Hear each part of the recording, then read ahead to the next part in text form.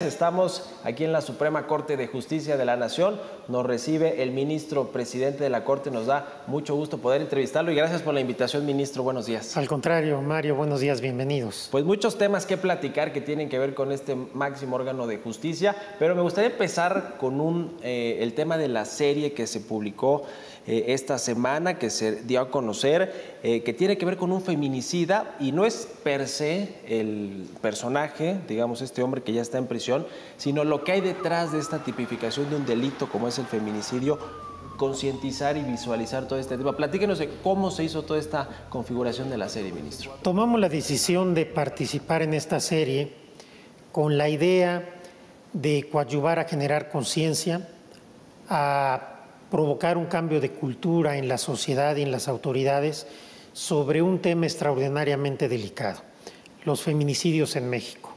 Matan alrededor de 11 mujeres todos los días, de tal suerte que esta tragedia colectiva no puede seguir sucediendo.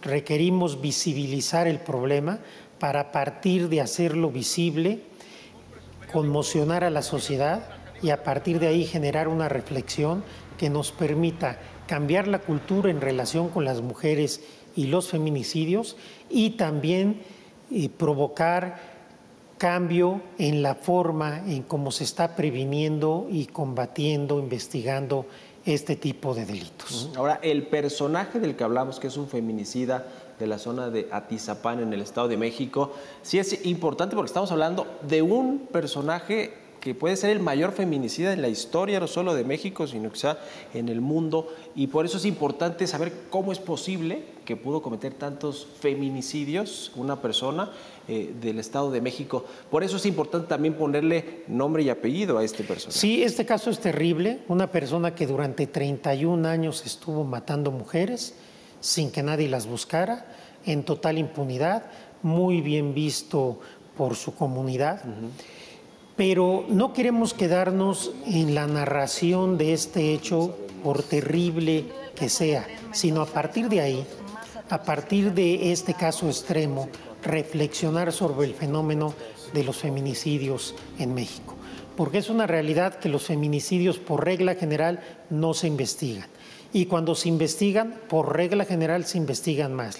Y cuando el caso es mediático, la autoridad lo que trata es de salir lo antes posible y no en pocas veces se revictimiza a las mujeres culpándolas por su vestimenta, por el lugar en donde estaban, por si habían bebido, a veces incluso responsabilizando a las familias que son hogares desunidos y culpando a los padres de lo que les pasa a las niñas o a las mujeres. A mí me parece que este caso tan terrible, dramático de este feminicida serial nos tiene que mover, pero para reflexionar sobre qué sociedad tenemos donde puede haber alguien que durante 31 años mate mujeres sin que pase nada. Ojalá logremos esta gran reflexión, esta gran alianza entre sociedad y autoridades para tratar de revertir esta tendencia de los feminicidios que me parece que no podemos seguir tolerando como país. Que genere una conciencia social, familiar, para evitar estos delitos, pero quisiera ir justamente al inicio, a la tipificación del delito de feminicidio, que no se califica o está visto ante la ley como un homicidio, es decir, tiene otros agravantes del feminicidio. A ver, platíquenos un poco de esta tipificación, presidente. De hecho, el tipo penal de feminicidio no existe en todos los estados. Hay países que no tienen este tipo. En México y algunos países de Latinoamérica sí, porque el feminicidio es un crimen de odio. Es un crimen que se hace contra las mujeres por el hecho de ser mujeres. Consecuentemente tiene una gravedad mayor y requiere en su investigación una serie de protocolos muy importantes que la Corte ya ha definido en varios precedentes. De tal suerte que aunque todos los delitos en donde se priva de la vida de alguien son extraordinariamente graves, cuando se trata de crímenes de odio, de una violencia de género, se requiere visibilizarlos y sancionarlos de manera distinta. Que es el caso de lo que ha pasado. Este caso particular del feminicida de Atizapán, ¿cuál es su actualidad jurídica de este personaje? Ya fue sentenciado por un juez de el Estado de México, del Poder Judicial del Estado de México, que realizó un gran trabajo, hay que decirlo. Y no tengo yo noticias si van a judicializar o no los otros crímenes que cometió esta persona. Realmente ha sido sentenciado solo por su última víctima, una mujer de nombre Reina. Por este último feminicidio es por el que está ya sentenciado. ¿Y se calcula que asesinó a cuántas mujeres aproximadamente este personaje? Yo no podría dar la cifra exacta, pero tengo la impresión que pudieron haber sido cientos de mujeres, porque son 31 años. Sí, sí. Pues qué terrible caso. Ahora, hablando del asunto de las mujeres en la Corte y durante su presidencia, ministro Arturo Saldívar, ha habido una agenda claramente de género. Y entre otras cosas, muchas otras cosas, usted acudió ya a un reclusorio femenil de Santa Marta, Acatitla, y históricamente, digamos, hace mucho nunca se había presentado un ministro de la Corte en un reclusorio de mujeres para ver los casos uno por uno de las reclusas, que algunas, por cierto, llevan años y años, más de 10 años algunas, sin una sentencia, es decir, algunos no saben ni quiénes son sus abogados. Hay historias verdaderamente dolorosas. Platíquenos un poco de esa experiencia que tuvo cuando fue al reclusorio de Santa Marta, Acatitla. Fue una experiencia muy fuerte, muy conmovedora, muy triste. Efectivamente, soy el primer presidente de la Corte que acude a un reclusorio a ver de frente a las mujeres, a escuchar sus historias. Alguna de ellas, una mujer sentenciada, me decía: ministro, que usted esté aquí, me vea y me escuche, para mí es justicia. Otras mujeres decían: ministro, gracias por vernos, porque somos seres humanos, no somos basura, no somos desechables. Y me contaron historias realmente muy conmovedoras, muy tristes, de injusticias, todas en una catarsis, llorando, la que hablaba y las demás. Efectivamente hay mujeres que no conocieron ni a su abogado, ni al Ministerio Público, ni al juez, ni a los testigos. Hay familias enteras que un buen día llegó la policía, se llevaron a la abuelita, a la mamá, a la hija, y están ahí, no saben ni por qué. Hay una gran mayoría de quienes están en Santa Marta que tienen años en prisión preventiva sin que nadie revise su situación. Y yo les dije ese día que, si bien era histórico que yo estuviera ahí, esto, si no había consecuencias, si no había medidas, pues era una anécdota que me parecería de un ego muy frívolo y muy tonto. De tal suerte que desde ese momento empezamos a tomar medidas. Nuestras defensoras y defensores públicos acudieron a Santa Marta. Estamos hoy defendiendo aproximadamente un tercio de las reclusas de Santa Marta, Acatitla. Ya logramos la libertad de la primera mujer. Hay mucho entusiasmo, hay esperanza, hay confianza en el Instituto de la Defensoría Pública. Estamos revisando más casos. Hemos revisado cerca de 550 casos. Nos siguen llegando cartas de mujeres que están internas en Santa Marta, Acatitla. Pero adicionalmente hemos tomado medidas a partir de ahí para que se revisen todos los casos de prisión preventiva, no solo en Santa Marta, que tengan más de 2 años. Sí. Y hemos concentrado juicios de amparo para que por fin el Poder Judicial Federal establezca criterios obligatorios de cuándo es válido tener a una persona en prisión preventiva.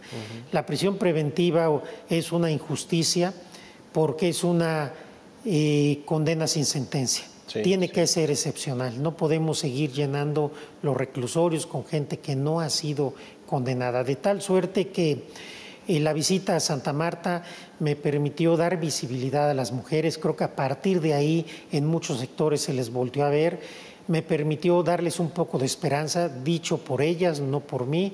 Han tenido mucha confianza, han visto que nos lo hemos tomado en serio, que no fuimos para la foto, que no fuimos para utilizarlas políticamente, fuimos con la idea de tratar de hacer diferencia. Creo que lo estamos haciendo y seguiremos trabajando en esa línea por los meses que me quedan como presidente de la Corte. ¿Por qué considera, presidente, que se ha abusado de esta figura de la prisión preventiva oficiosa.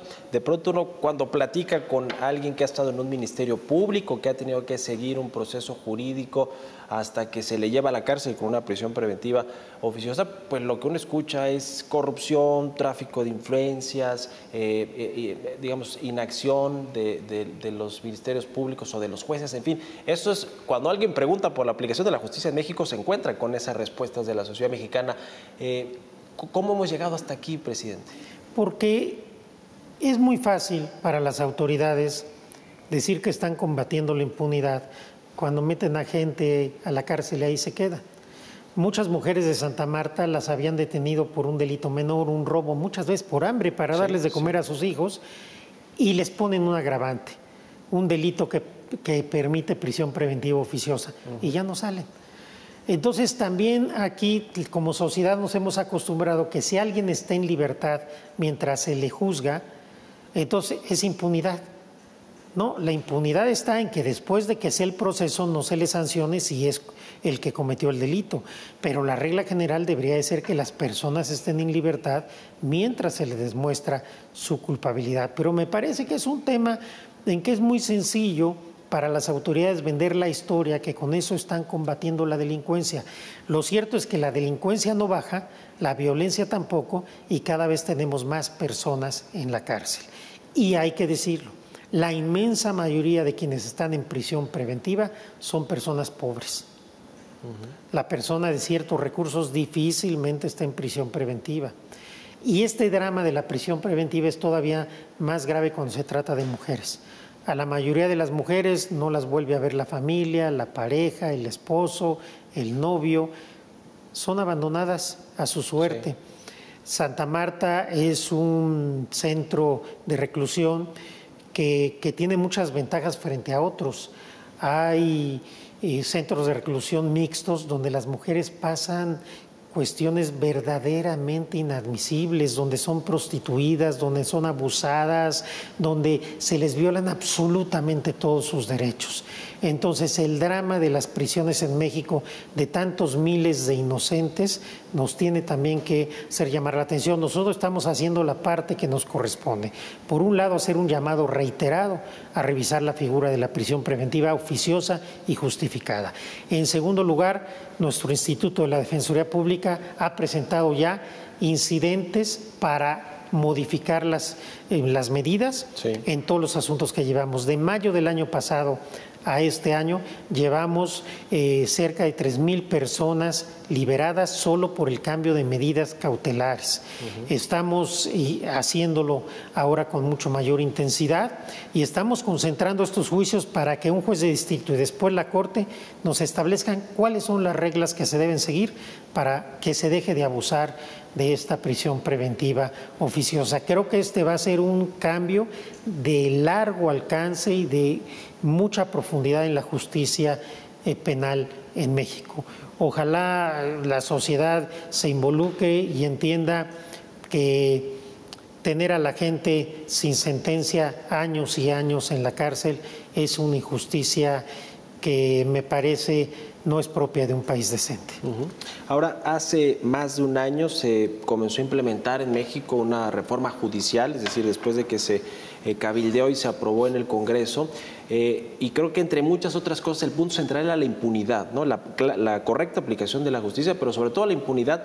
Y hoy uno se encuentra, presidente Saldívar, que en las fiscalías pues existe más de 90% de impunidad en los delitos que se cometen.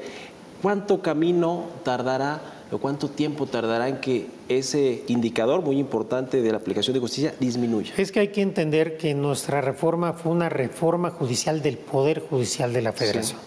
No fue una reforma de la justicia, de las fiscalías, ni siquiera de los tribunales de los estados. A través de esta reforma logramos combatir de mejor manera la corrupción, el nepotismo, el acoso sexual y la violencia de género. Avanzamos hacia la paridad y la igualdad de género con concursos exclusivos y paritarios, exclusivos para mujeres y paritarios, con una educación de género en todos los cargos del Poder Judicial Federal, emparejamos las licencias de paternidad a las de maternidad, ampliamos las licencias de maternidad, establecimos una escuela judicial a nivel constitucional para generar una formación distinta de las personas juzgadoras, un instituto de la Defensoría Pública también a nivel constitucional que hoy está en todo el país, etcétera. El Poder Judicial Federal es hoy otro, es un Poder Judicial nuevo, renovado, pero se requiere reformar los poderes judiciales de los estados, de las entidades federativas y, por supuesto, hacer una reflexión profunda sobre cómo están funcionando las fiscalías. Por ejemplo, el talón de Aquiles por lo cual hay impunidad en los feminicidios es el trabajo deficiente de las fiscalías locales. De las fiscalías locales. Ya casi para ir cerrando, presidente, en 6 meses más o menos viene el relevo de la presidencia de la Suprema Corte de la Justicia de la Nación. ¿Qué va a suceder con este relevo? El asunto de la votación es algo ya muy particular que tendrán que decidir los ministros de la Corte, pero digamos, ¿qué reflexiones rápidas de lo que fue estos más de 3 años de mandato como presidente? ¿Qué retos hay por delante todavía del legado que usted deja? ¿Qué le faltó por hacer? Yo creo que efectivamente el proceso de sucesión ya está, digamos, ya son los momentos en que las ministras, los ministros que aspiran, empiezan a moverse, empiezan a querer generar alianzas. Lo cierto es que hay un número grande en este momento de aspirantes y esto se va a ir decantando ya muy cercano el fin de año. Yo espero que el proceso se siga llevando con cordialidad, que nos siga permitiendo la gobernabilidad y que al final lleguemos a un consenso de que quien me suceda pues sea una persona, ya sea un hombre o una mujer, que tenga los tamaños, la categoría, la visión política, la visión jurídica para seguir avanzando hacia un poder judicial más moderno y más cercano a la gente. Por lo que me preguntas de qué me faltó, todo lo que yo me comprometí por escrito con mis compañeras y compañeros lo superé prácticamente hace algunos meses. Y hemos llegado mucho más lejos de lo que hubiéramos esperado. Hemos realmente cambiado el Poder Judicial. Hoy recuerdo, por ejemplo, la justicia digital. Sí. Hoy con un teléfono celular pueden sacar una firma electrónica, presentar amparos, recursos, revisar un expediente, comparecer unas audiencias. Eso creo que ningún tribunal del mundo lo tiene, ningún Poder Judicial del mundo lo tiene. Hemos avanzado muchísimo. Creo que dejaremos un nuevo Poder Judicial Federal. Todavía tengo cosas por hacer, todavía tengo algunos proyectos interesantes, pero me parece que si hoy dejara la presidencia de la Corte me iría totalmente satisfecho. Superamos con mucho todas las expectativas, a pesar de haber estado en un entorno muy complicado, en el cual también hay que tomar en consideración la pandemia y el entorno político polarizado en el que hemos tenido que transitar. Pero creo que el Poder Judicial está fuerte, independiente y trabajando como nunca antes y sobre todo impulsando muchísimo a las mujeres dentro del Poder Judicial Federal. ¿Qué viene finalmente para Arturo Saldívar? Le queda todavía un tiempo como ministro de la Suprema Corte de Justicia.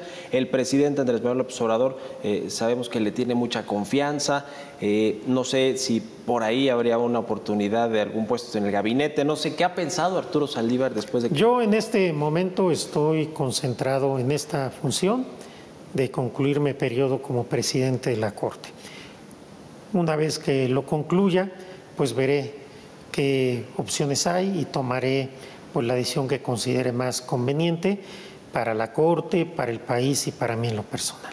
Pues muchas gracias, ministro presidente, por habernos recibido aquí en la Suprema Corte de Justicia. Al contrario, Mario, muchas gracias, bienvenido. Arturo